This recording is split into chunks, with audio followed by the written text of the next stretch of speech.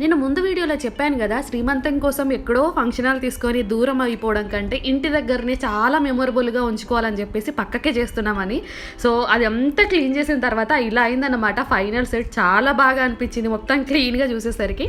And మన పనిలో మనం ఉండాలి కదా అని చెప్పేసి అమ్మ అయితే మొత్తం ఫ్రూట్స్ లేకపోతే ఇట్లా ఫ్లవర్స్ అన్నీ ఇంకా మార్కెట్ నుంచి మొత్తం సామాన్లు పట్టుకొచ్చిందనమాట.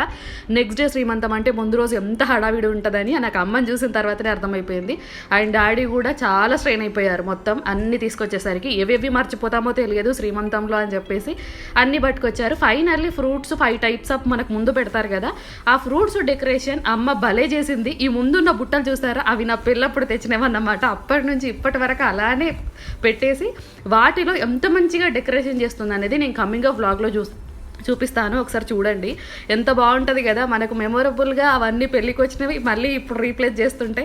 సో నెక్స్ట్ వ్లాగ్లో మళ్ళీ చూడండి.